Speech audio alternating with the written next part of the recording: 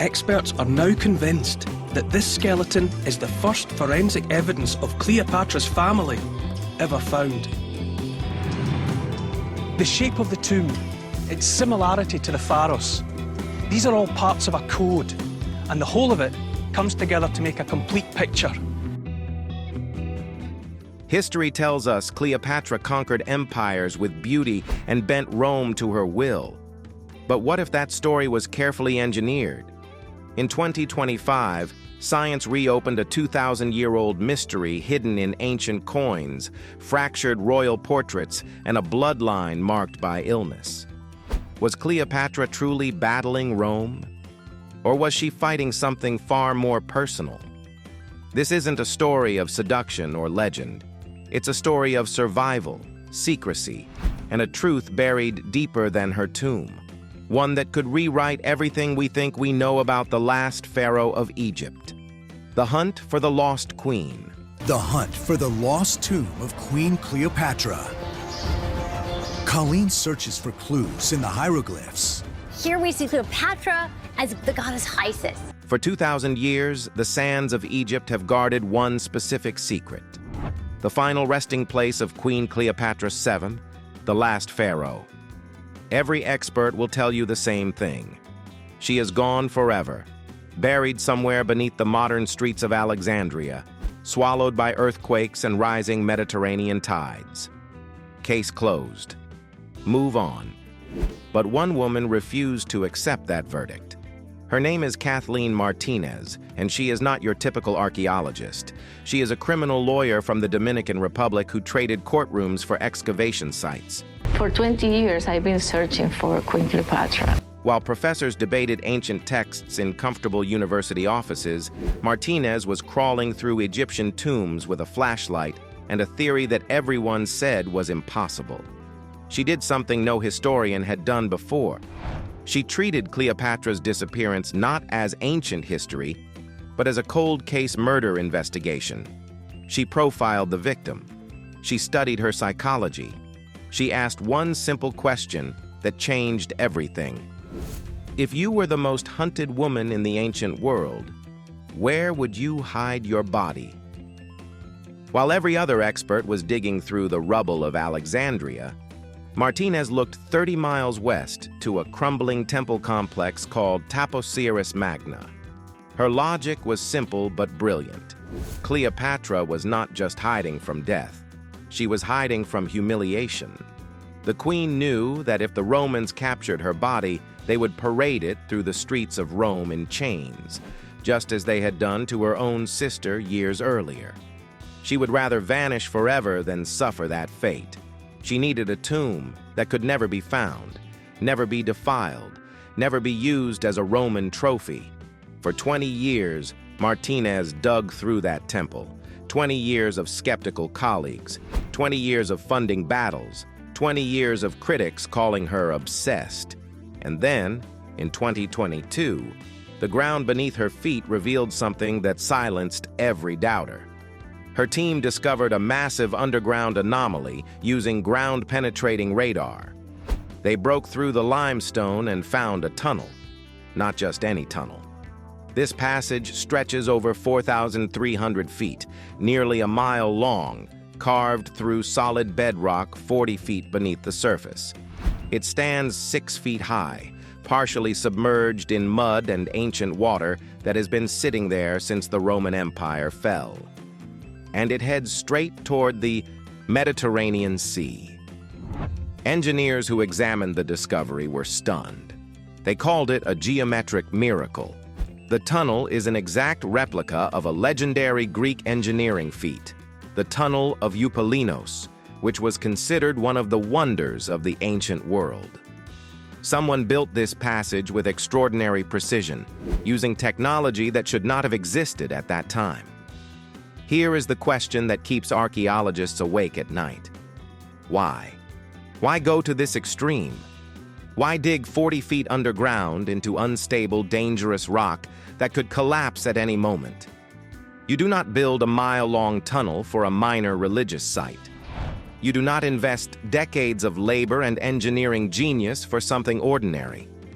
This level of construction implies something of massive importance lies at the end of that passage, something worth protecting for eternity. Martinez believes she knows exactly what waits in the darkness. She believes this tunnel leads to Cleopatra's hidden tomb, the sanctuary the queen designed to protect herself forever, a door that has remained sealed for over 2,000 years, waiting for someone stubborn enough to find it, the court of the dead. But the tunnel was just the beginning. Inside the temple complex, Martinez's team made another discovery that sent a chill through the archaeological community. Buried in 16 rock-cut tombs were mummies. These were not ordinary burials. The bodies had been arranged with extraordinary care, positioned facing a specific direction, prepared with rituals that spoke of royalty and divine purpose. When researchers carefully peered into the crumbling faces of these ancient dead, they saw something glittering in the darkness where mouths should have been. Gold. Inside their mouths, where their tongues once sat, were amulets crafted from solid gold foil. The researchers had discovered something that had not been seen in Egyptian archaeology for decades. The ancient Egyptians believed that death was not the end, but a transition. To survive the journey to the afterlife, you needed to speak to Osiris, the lord of the underworld. You needed to plead your case before the god of death himself, to recite the proper spells, to prove your worthiness to enter the eternal realm. But what happens when your tongue has rotted away? A golden tongue grants what the ancients called golden eloquence, the divine power to speak to gods even after death has silenced you. One containing a mummy bearing a tongue made of gold. The team speculates that after the person's tongue was removed during embalming, it was replaced with the golden object so the deceased could speak to Osiris in the afterlife. But here is the question that haunts every researcher who has examined this site. Why are these particular people buried here? Why at this specific temple, 30 miles from the royal capital? These golden tongues were expensive. They were reserved for people of immense importance. Random citizens did not receive this treatment. Martinez believes these were not random aristocrats who happened to die near a convenient cemetery. They were Cleopatra's inner circle, her most trusted advisors and courtiers. The people who served her in life were prepared to serve her in death. They were buried here, equipped with the magic to announce the arrival of their queen to the gods themselves. Think about what that implies. We are not simply excavating an ancient cemetery. We are standing in a royal reception hall for the afterlife. This is her necropolis, the city of the dead she built for herself and her most loyal servants. And if the courtiers are already here, waiting with golden tongues to announce their queen to Osiris, then the final door is very close indeed. The queen herself must be nearby, sealed away in a chamber that has not been opened since the day she died. The skeleton in the closet. While Martinez continues her excavation inch by inch, scientists realized we might already have a window into Cleopatra's genetic code. Or at least we thought we did. The answer lies not in Egypt, but in Turkey, with the bones of the sister Cleopatra ordered murdered on sacred ground. To understand the dead at Taposiris Magna, you first have to understand the ruthlessness of the woman they served. History remembers Cleopatra as a seductress, a romantic figure who died for love. That is a fairy tale. Her family was a shark tank where siblings devoured each other for power, fathers killed sons, brothers murdered brothers, sisters poisoned sisters. Survival meant eliminating anyone who could threaten your grip on the throne. Cleopatra's greatest threat was not a Roman general with legions at his back. It was her own little sister, Arsinoe IV, a teenage girl who proved to be nearly as cunning and ambitious as Cleopatra herself. When Cleopatra was exiled from Egypt during a power struggle, it was Arsinoe who seized the opportunity. She took the throne and declared herself the rightful queen. When Julius Caesar arrived in Alexandria to settle Egyptian affairs, he expected to find a compliant client kingdom. Instead, he found himself trapped. Arsinoe led an army against the greatest military mind in Roman history and actually managed to besiege Caesar inside the royal palace. A teenage girl had cornered the conqueror of Gaul. She was a warrior princess who nearly changed the course of Western civilization, but history belongs to the victors. When the siege failed, Arsinoe was captured and dragged to Rome in chains. She was forced to march through the streets in Caesar's triumph, a living trophy of Roman conquest. But something unexpected happened. The Roman crowds, famous for their bloodlust, actually wept for her. They saw a teenage girl in shackles, defeated but defiant, and their hearts broke. That unexpected sympathy saved her life. Instead of execution, she was exiled to the Temple of Artemis in Ephesus, modern-day Turkey. Holy ground, sanctuary. Arsinoe thought she was safe. She thought the gods would protect her. She was catastrophically wrong. In 41 BCE, Cleopatra convinced her new lover Mark Antony to do the unthinkable. He sent Roman assassins to the temple steps, to sacred ground where violence was forbidden by every law of gods and men. They dragged Arsinoe from sanctuary and murdered her in cold blood. It was a scandal that rocked the ancient world. The violation of holy ground shocked even Romans, who were not easily shocked. But for Cleopatra, it was simply business. One less rival, one less threat. For modern scientists, however, this murder provided something invaluable: a location. We knew exactly where the crime occurred. And in the early 1900s, archaeologists in Ephesus discovered a unique octagonal tomb near the temple. Inside lay a skeleton. The bones belonged to a young person. The timeline matched perfectly. The location was exact. If this was Arsinoe, we had a direct genetic link to Cleopatra. Sisters share DNA. We could finally answer the questions about her true appearance, her health, her ancestry. We had the map to the queen's biology. The truth that shattered everything for years. That skeleton was our only mirror to Cleopatra's face. Scholars examined those bones with growing excitement. Some claimed to see evidence of African heritage, suggesting Cleopatra was not the Greek queen depicted in classical art. They saw the answer to a centuries-old mystery about the world's most famous ruler. Academic papers were written, documentaries were filmed. The case seemed closed. And then modern technology took a second look, and the mirror shattered into 1,000 pieces. In 2022, a team from the University of Vienna made a breakthrough that overturned decades of scholarship. They located the long-lost skull in university archives, where it had been sitting unnoticed and unstudied for decades. Using micro-CT scans, they created a high-resolution digital map of the bone structure, examining details invisible to previous generations of researchers. Then they drilled into the petrous temporal bone, the densest part of the human skull, a biological vault that preserves DNA even when the rest of a skeleton has turned to dust. In January 2025, the results were published in Scientific Reports, one of the world's leading peer-reviewed journals. What they revealed was not just surprising, it was impossible. The skeleton is not Arsinoe. It is not a 20-year-old woman. The DNA proved the presence of a Y chromosome. The supposed sister of Cleopatra was actually a boy, an adolescent between 11 and 14 years old. And the revelations did not stop there. This child was suffering.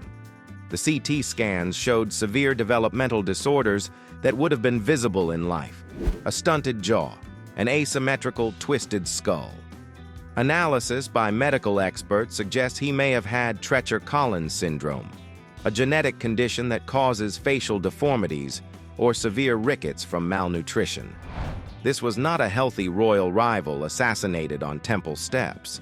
This was a child whose face had been misshapen by genetic tragedy, who likely struggled to eat, to speak, perhaps even to breathe normally.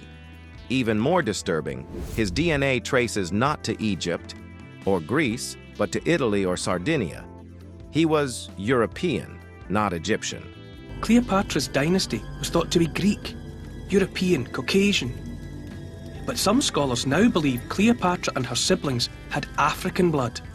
The octagonal tomb was a heroon, a burial site reserved for heroes and semi-divine figures. Why was a deformed, sickly Italian boy buried in one of the most prestigious tombs in the ancient world? Was he a sacrifice? A scapegoat for some forgotten ritual? Or was he a hidden royal child of mixed Roman and Egyptian blood, whose existence was so dangerous or shameful that he had to be buried with honors but far from home where no one would ask questions? Whatever the answer, one thing became terrifyingly clear.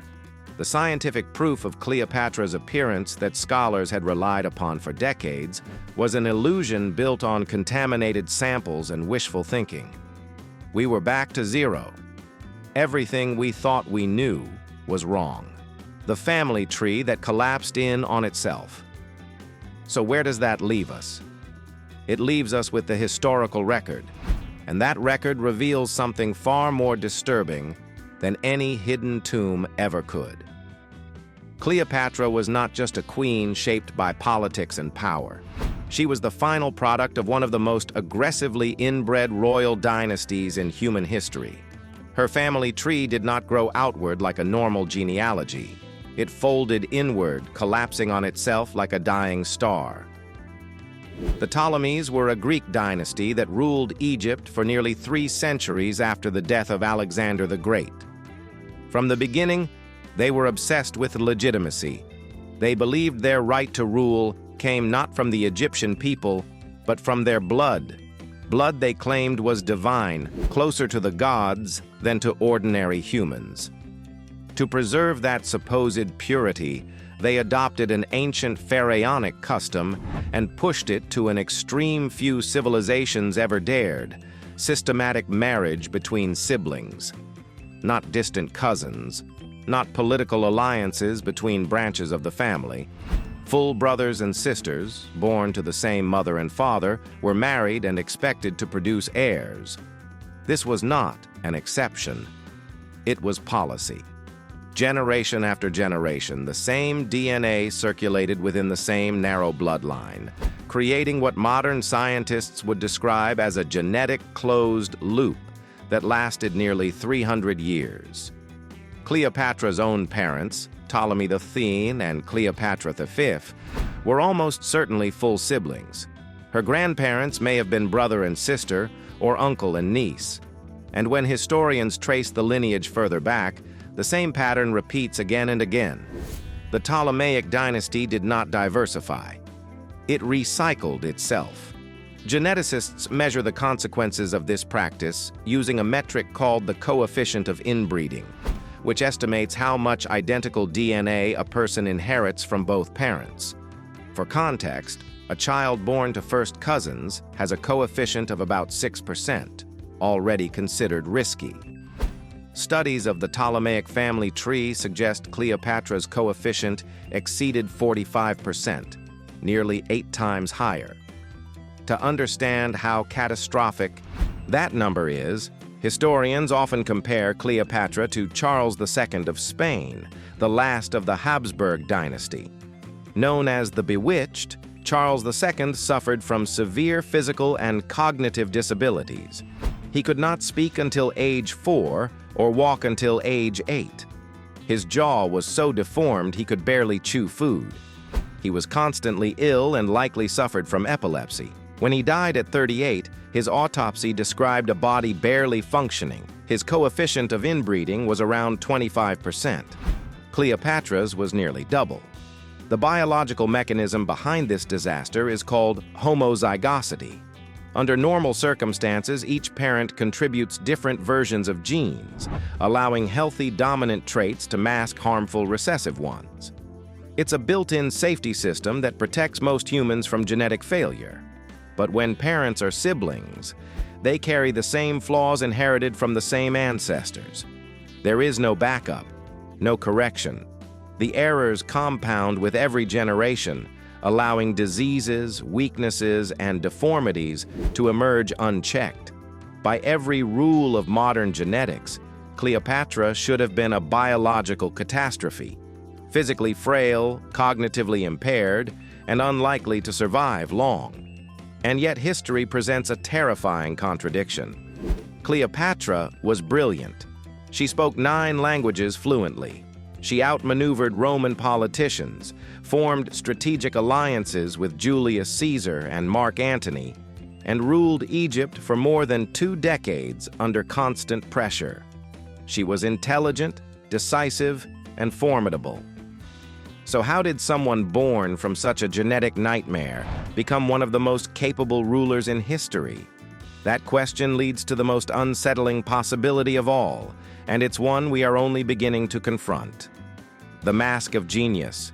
What if the very traits we celebrate were actually symptoms of disease?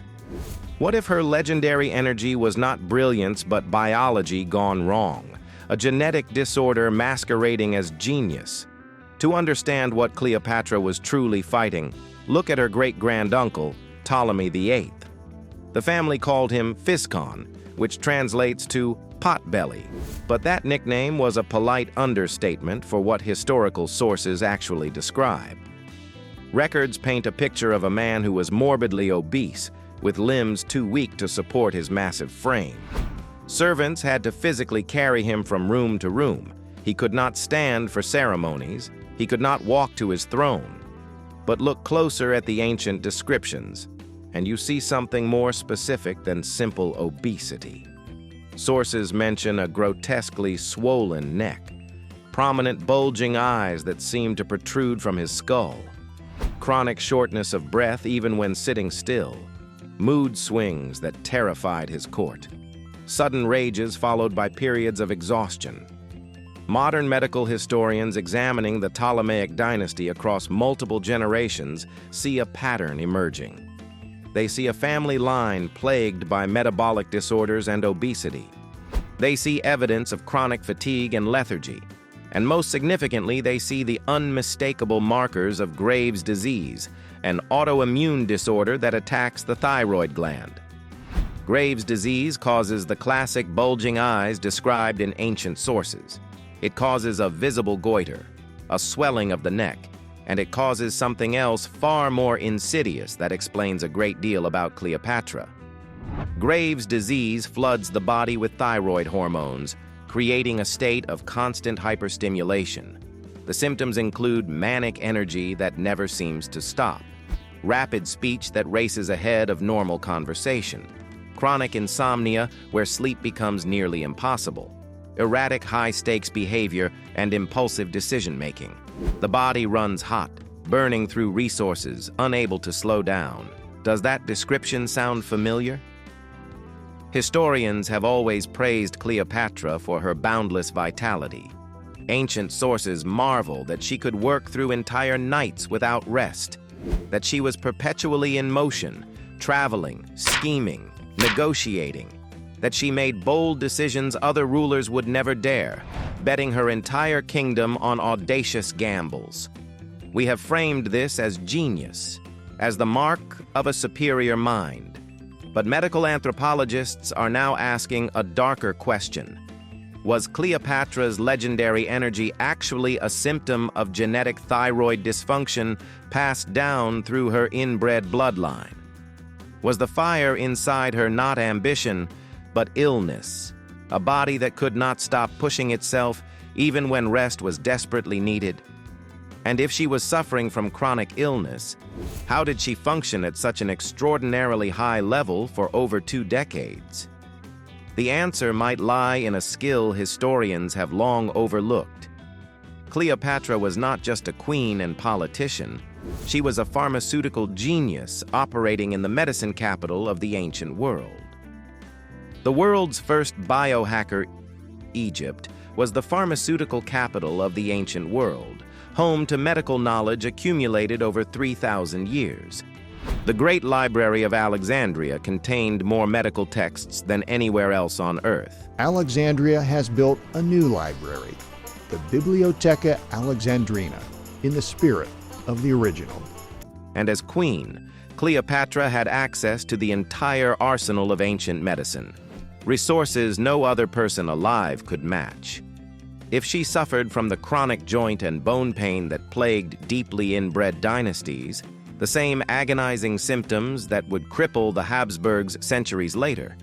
She could turn to opium harvested from the poppy fields of Thebes. The most powerful painkiller of the ancient world, opium could dull even severe chronic pain.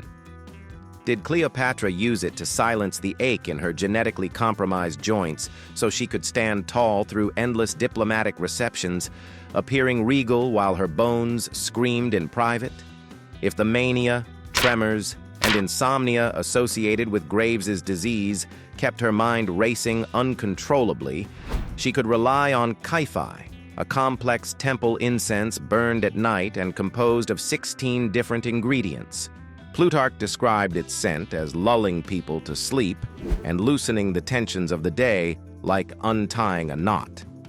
For a woman vibrating with hyperthyroid energy, unable to quiet her own mind, Kaifai would have been not perfume, but essential medicine. Then there was the blue lotus, a mild psychoactive flower often steeped in wine, producing euphoria and a floating sense of detachment from physical discomfort.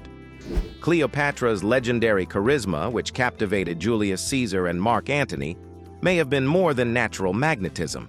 It could have been enhanced by a carefully managed cocktail of blue lotus, controlled adrenaline, and the hormonal surges of her body, allowing her to project confidence and allure despite constant suffering. Cleopatra also authored a book on cosmetics called Cosmeticon. Fragments of it were cited centuries later by Galen, one of the most respected Roman medical authorities, who treated her formulations as legitimate pharmaceutical preparations. She was not merely buying makeup from merchants. She was researching, experimenting, and documenting results.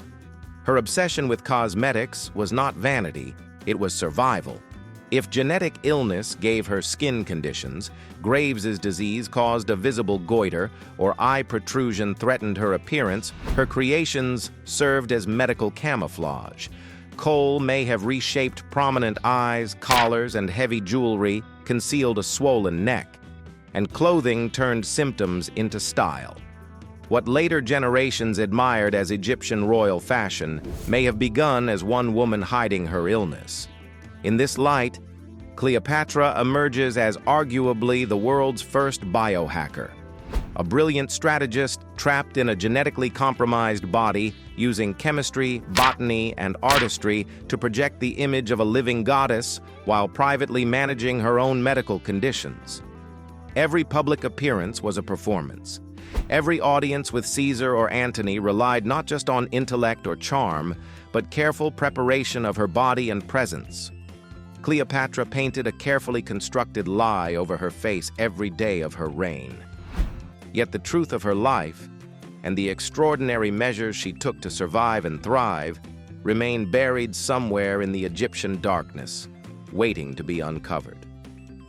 Beneath the sands of Egypt, the tunnel remains sealed, silent, patient, untouched by time. But that silence is deceptive. Because every year, technology gets closer. Every scan sharpens the outline of a truth history tried to bury. And when that final barrier is broken, what emerges may not be a legend polished by centuries of myth, but a ruler far more dangerous than the stories ever allowed us to imagine. If Cleopatra is finally found, she won't just challenge how we remember ancient Egypt, she will challenge how we define power, resilience, and human limitation. Was she the last echo of a cursed bloodline? Or the ultimate proof that willpower can overpower biology itself?